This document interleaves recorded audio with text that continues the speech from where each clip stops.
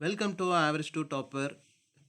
இந்த வீடியோவில் என்ன பார்க்க போகிறோம் அப்படின்னா IBPS SO marketing officer 2025 clear ஆனவங்களுக்கு ஆஃபர் லெட்டர்ஸ் வந்திருக்கு. ஸோ அவங்களுக்கு எல்லாருக்குமே என்னோட கங்க்ராச்சுலேஷன்ஸ். ஆஃபர் லெட்டர்ஸில் என்னென்ன ஃபார்மாலிட்டிஸ், ஜாயினிங் ஃபார்மாலிட்டிஸ், எந்த டேட்டில் வரணும், என்னெல்லாம் கொண்டு வரணும், என்ன ரிப்போர்ட்ஸ்லாம் கொண்டு வரணும் அப்படிங்கிறத மென்ஷன் பண்ணியிருப்பாங்க.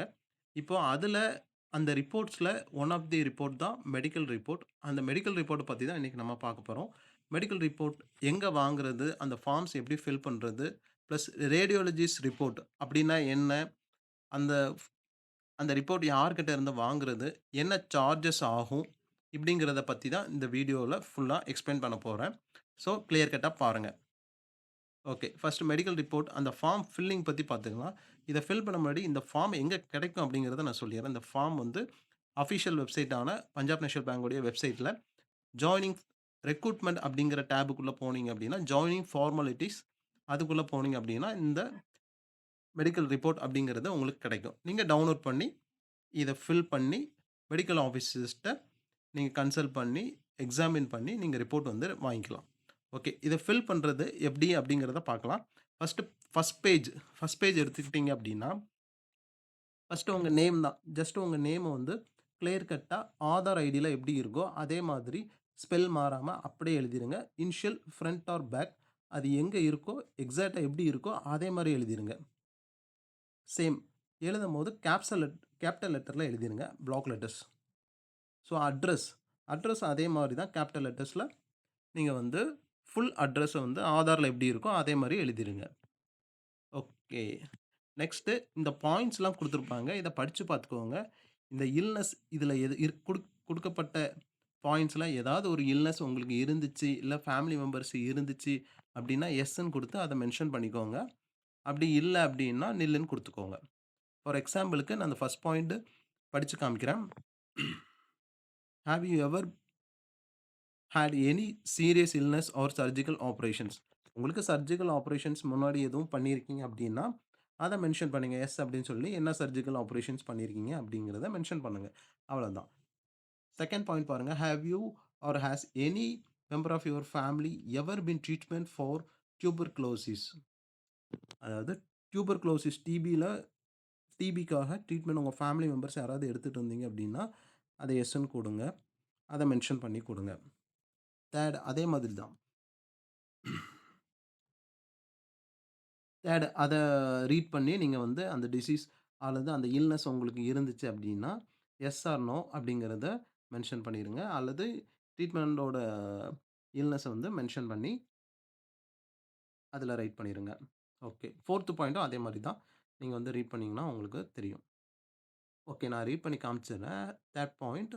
Have you or has any member of your family ever suffered from medical disease, fits or epilepsy or been treated in an institution for any kind of these disease? Okay. இந்த disease நீங்க பார்த்துக்கோங்க. இது இருந்துச்சு அப்டின்னா, நீங்க வந்து அத mention பண்ணுங்க. ஆர் எல்ஸ் வந்து நில் குடுங்க. 4த் point. Have you or has any member of your family ever been under treatment for trachoma? இருந்துச்சு அப்டின்னா எஸ் குடுங்க. இல்லாட்டி நில் அப்டிங்கிறத மென்ஷன் பண்ணிருங்க. Okay fine. கீழ பார்த்தீங்க அப்டின்னா, கடைசியா வந்து நீங்க வந்து அ மேரிட் மேரிட் மேனா இருந்துச்சுன்னா, நீங்க வந்து ஹஸ்பண்ட் அப்படிங்கிறத மட்டும் விட்டுட்டு, சிங்கிள் மேன கட் பண்ணிட்டு, கீழ உங்க டேட் ஆஃப் பர்த் எழுதிருங்க. அல்லது சிங்கிள் மேனா இருந்தீங்க அப்படின்னா, ஹஸ்பண்ட கட் பண்ணிட்டு, கீழ டேட் ஆஃப் பர்த்ல உங்க டேட் ஆஃப் பர்த்த மென்ஷன் பண்ணிருங்க. இந்த சைடு. ரைட் சைடு பார்த்தீங்கன்னா, வுமன் சிங்கிள் வுமனா இருந்தீங்க அப்படின்னா, ஒய்ஃப் அப்படிங்கிறத கட் பண்ணிட்டு, கீழ உங்க டேட் ஆஃப் பர்த் மென்ஷன் பண்ணிருங்க. ஆர் எல்ஸ் மேரிட் வுமனா இருந்துச்சீங்கன்னா, சிங்கிள் வுமன கட் பண்ணிட்டு, ஒய்ஃப்ங்கிறத மட்டும் ஸ்பேஸ் விட்டுட்டு, கீழ உங்க டேட் ஆஃப் பர்த் மென்ஷன் பண்ணிருங்க. கீழ சிக்னேச்சர் உங்களோட சிக்னேச்சர். கேண்டிடேட்டோட சிக்னேச்சர் தான் கீழ கண்டிப்பா போடணும். இதோட உங்க வேல முடிஞ்சது. இந்த ஃபர்ஸ்ட் பேஜ் மட்டும் தான் நீங்க ஃபில் பண்ண போறீங்க. செகண்ட் பேஜ் ஃபுல்லா உங்கள எக்ஸாமின் பண்ணக்கூடிய டாக்டர்ஸ் தான் ஃபில் பண்ண போறாங்க. ஸோ, செகண்ட் பேஜ்ல எந்த ஒரு ரைட்டிங்ஸும் நீங்க எழுதணும்னு அவசியம் இல்லை. செகண்ட் பேஜ் ஃபுல்லா அவரே உங்கள எக்ஸாமின் பண்ணி, உங்களுடைய ஹார்ட் ரேட், உங்க பிபி மத்த எல்லா லங்ஸோட ஃபங்ஷன்ஸ் மற்ற எல்லாத்தையுமே அவரே ஃபில் பண்ணி கொடுத்துருவாங்க. ஓகேங்களா? ஃபார் எக்ஸாம்பிள் இதில் பார்த்தீங்க அப்படின்னா என்ன கொடுத்துருக்காங்க, பிபியை பொறுத்த வரைக்கும் உங்களுக்கு நார்மலாக எவ்வளோ மினிமம் அண்டு மேக்ஸிமம் எந்த லிமிட்குள்ளே நீங்கள் இருக்கிறீங்க அதை மென்ஷன் பண்ணிவிட்டு நார்மலாக அப்நார்மலாக அதை அப்படி அவங்க வந்து மென்ஷன் பண்ணியிருப்பாங்க. ஹார்ட் ரேட்டோட condition, blood pressure, lungs, nervous system, உங்களுடைய மென்டல் கண்டிஷன், இன்டெலிஜென்ஸ் எப்படி இருக்குது, அது டைஜஸ்டிவ் ஆர்கன்ஸ், அப்புறம் skeleton, bones, joints, skin, hearing ability, glass, இந்த ஸ்பெக்ஸை பற்றி மென்ஷன் பண்ணணும் அப்படின்னா உங்களுக்கு என்ன பவர் இருக்குது அப்படிங்கிறத நீங்கள் டாக்டர் கன்சல்ட் பண்ணும்போதே நீங்கள் சொல்லிடுங்க. ஆர்எல்ஸ் அவரே செக் பண்ணி உங்களுக்கு பவர் எவ்வளோ இருக்குது, அந்த பவர் ரைட் ஆர் லெஃப்ட் என்னென்ன பவர் இருக்குது, 6/6னா உங்களுக்கு வித்தவுட் கிளாஸில் 6/6 இருந்துச்சுன்னா அதையும் மென்ஷன் பண்ணிடுவாங்க. வித் கிளாஸில் என்ன பவர் இருக்கோ அதையும் மென்ஷன் பண்ணிடுவாங்க. ஸோ அந்த செக்கிங் பண்ணிவிட்டு நீங்கள் வந்து டாக்டர் வந்து அதை மென்ஷன் பண்ணிடுவாங்க. ஓகே. நெக்ஸ்ட்டு பாயிண்ட்டு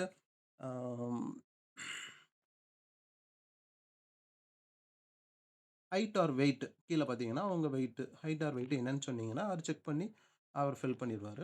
ரிமார்க்ஸ் எதுவும் இருந்துச்சு அப்படின்னா அவர் அதில் ஃபில் பண்ணுவார். இல்லை அப்படின்னா நார்மல் அப்படின்னா நாட் அப்ளிகபிள் போட்டு ஃபில் பண்ணி விட்டுருவார். கீழே மெயினாக கீழே என்ன இருக்குன்னா உங்களை எக்ஸாமின் பண்ணுற டாக்டரோடைய சிக்னேச்சர், ஹேண்ட் குவாலிஃபிகேஷன்ஸ் அதை கண்டிப்பாக அவர் மென்ஷன் பண்ணுற மாதிரி இருக்கும். சிக்னேச்சர் பண்ணிவிட்டு கீழே அட்ரஸ் வந்து எந்த ஹாஸ்பிட்டல், டாக்டருடைய நேம் அண்ட் அவர் சீல் அண்ட் சைன் அதை கண்டிப்பாக மறக்காமல் வாங்கிக்கோங்க. கீழே லெஃப்ட் கார்னரில் பார்த்தீங்கன்னா டேட்டுன்னு இருக்கும். இந்த டேட்டு எப்போ இருக்கணும் அப்படின்னா உங்களுக்கு ஆஃபர் லெட்டர் வந்த டேட்டுக்கு அப்புறம் தான் இருக்கணும் கண்டிப்பாக. அதுக்கு முன்னாடியே நீங்கள் வாங்கி வச்சிடாதீங்க. அந்த date between joining to offer letter எப்போ கொடுத்தாங்களோ அதுக்கப்புறம் ஜாயினிங்க்கு முன்னாடி இருக்கணும். ஆஃபர் லெட்டர் வந்ததுக்கு அப்புறமா இருக்கணும். ஆஃபர் லெட்டரில் ஒரு டேட் கொடுத்துருப்பாங்க. அந்த டேட்டுக்கு அப்புறமா உள்ள டேட்டு ஜாயினிங் டேட்டுக்கு முன்னாடி உள்ள டேட்டு. ஸோ அதை கால்குலேட் பண்ணி நீங்கள் வந்து எந்த டேட்டில் எக்ஸாமின் பண்ணுறீங்களோ அந்த டேட்டில் நீங்கள் வாங்கிக்கலாம்.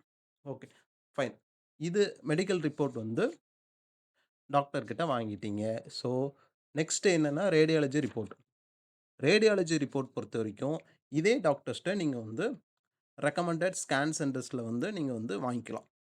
ரெக்கமெண்டட் ஸ்கேன் சென்டர்ஸில் போயிட்டு நீங்கள் வந்து இந்த மாதிரி எக்ஸ்ரே செஸ்ட்டு வியூ அப்படிங்கிறத நீங்கள் வந்து ரிப்போர்ட் கேளுங்க. அவங்க வந்து எக்ஸாமின் பண்ணி உங்களுக்கு வந்து ரிப்போர்ட்ஸ் கொடுப்பாங்க. ரிப்போர்ட் கொடுக்கறதோட உங்களுக்கு அட்டாச் பண்ணி ஒரு ஸ்கேன்டு செஸ்ட்டோடைய ஒரு எக்ஸ்ரே லீஃப் வந்து கொடுப்பாங்க.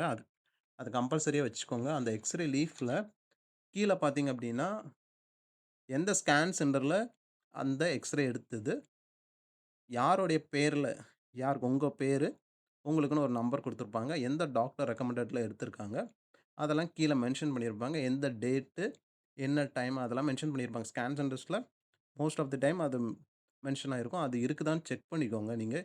ஏன்னா எப்போ எடுத்தது இந்த ரிப்போர்ட் அப்படிங்கிறதுக்கான ப்ரூஃப் அது. ஸோ உங்கள் நேம் வந்து initial front or back or உங்கள் நேமில் ஸ்பேஸ் அதெல்லாம் கிளியராக இருக்கான்னு அந்த ஸ்கேன் பண்ணுற லீஃப்லே உங்கள் நேம் கரெக்டாக இருக்கானுங்கிறத செக் பண்ணிக்கணும். அதை செக் பண்ணிட்டீங்கன்னா அப்படின்னா நெக்ஸ்ட் வந்து உங்கள் ரிப்போர்ட் கொடுத்துருவாங்க. அந்த ரிப்போர்ட்டில் உங்களுடைய இது நான் வந்து ஒரு மாடலுக்காக ஆன்லைனில் உள்ளது வச்சுருக்கேன். இதே மாதிரி இருக்காது. அந்த ரிப்போர்ட்டில் டாப்பில் உங்களுடைய ஸ்கேன் சென்டரோட நேம், அப்புறம் உங்கள் பேஷண்ட்டோடைய நேம், பேஷண்ட்டுக்குன்னு ஒரு ஐடி கொடுத்துருப்பாங்க.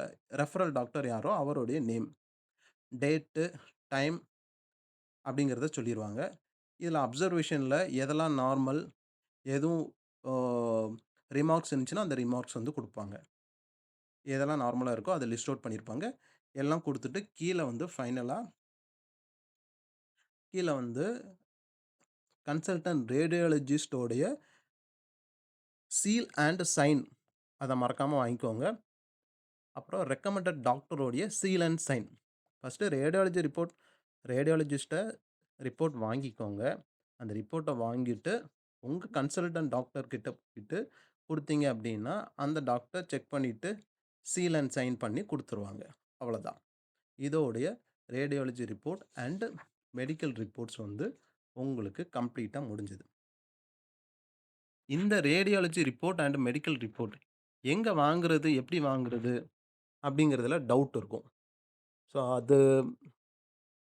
அத பத்தி சொல்லணும் அப்படின்னா, இப்ப நீங்க வந்து பிஎன்பி கன்சல்டன்ட்ஸ் லிஸ்ட்ன்னே ஒரு லிஸ்ட் தனியா குடுத்துருக்காங்க. அந்த லிஸ்ட்ல உள்ள டாக்டர்ஸ் நேம்ஸ்லே அ எந்த ஹாஸ்பிட்டல்ல குடுக்குறாங்க அப்படிங்கிறத மென்ஷன் பண்ணியிருப்பாங்க. அவங்க கிட்ட எடுத்தீங்கன்னா பெட்டர். ஆர் எல்ஸ் நீங்க கவர்ன்மென்ட் ஹாஸ்பிட்டல்ல சீஃப் மெடிக்கல் ஆஃபீசர் ரேங்கிங்ல உள்ளவங்க கிட்ட நீங்க வாங்கிக்கலாம். இந்த ரேங்கிங் கரெக்ட்டா இருக்காங்கிறத நீங்க வந்து கிளாரிஃபை பண்ணிக்கோங்க. இப்போ கன்சல்டன்ட்டோடைய லிஸ்ட் வந்து நான் ஜஸ்ட் ஷோ பண்றேன். நோட் பண்ணணும்னா நோட் பண்ணிக்கலாம். இப்போ தமிழ்நாட பொறுத்தவரைக்கும் 3 டிஸ்ட்ரிக்ட்ஸ்ல தான் இருக்குது. சென்னை, கோயம்புத்தூர், திருச்சி. ஸோ அந்த டிஸ்ட்ரிக்ட்ல இருக்கிறவங்க நீங்க வந்து அந்த டாக்டர போய் கன்சல்ட் பண்ணணும்னு நெனச்சிருந்தீங்கன்னா பண்ணிக்கலாம். ஸோ அந்த லிஸ்ட் அவுட் என்னலாம் நான் காமிக்கிறேன். ஃபர்ஸ்ட் பேஜ்ல அந்த லிஸ்ட் இல்ல. செகண்ட் பேஜ் பொறுத்தவரைக்கும் 20த் பாயிண்ட் பாருங்க. 20த் Chennai doctor Ayaz Ahmed. Hospital name இருக்கு. கான்டாக்ட் நம்பரும் இருக்கு. நீங்க கால் பண்ணி கேட்டுட்டு அப்பாயின்ட்மென்ட் வாங்கிட்டு, நீங்க வந்து அப்பாயின்ட்மென்ட் ஃபிக்ஸ் பண்ணிட்டு போய் வந்து செக் பண்ணிக்கலாம். செகண்ட் கோயம்புத்தூர். கோயம்புத்தூர்லயும் அதே மாரி டாக்டர் ஆனந்தன் எம்டி சார். அவரு ரிப்போர்ட்ஸ் வந்து உங்களுக்கு எக்ஸாமின் பண்ணி குடுக்குறாரு. ஸோ அவர்ட்டயும் வாங்கிக்கலாம். ஹாஸ்பிட்டல் நேம் அண்ட் அட்ரஸ் இருக்கு. நீங்க செக் பண்ணிட்டு வாங்கிக்கலாம். அதே மாதிரி திருச்சிலயும் இருக்கு உங்களுக்கு.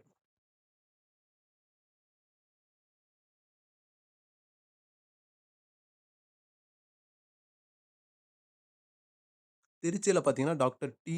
சீனிவாசன். அவரும் உங்களுக்கு வந்து கன்சல்டன்ட் ரிப்போர்ட்ஸ் வந்து குடுக்குறாரு. ஸோ வந்து இதெல்லாம் பிஎன்பியோட கன்சல்டன்ட்ஸ் உடைய names and hospital list. Okay, fine. இப்ப சார்ஜஸ் என்ன ஆகுது அப்டின்னா, ஒவ்வொரு ஹாஸ்பிட்டல்லயும் ஒவ்வொரு சார்ஜஸ் கேட்பாங்க. எல்லாம் சிமிலரா இருக்கணும்னு அவசியம் இல்ல. ஸோ அப்ராக்ஸிமேட்லி எவ்வளோ சார்ஜஸ் வந்து வாங்குறாங்க அப்படிங்கிறத நான் மென்ஷன் சொல்றேன்.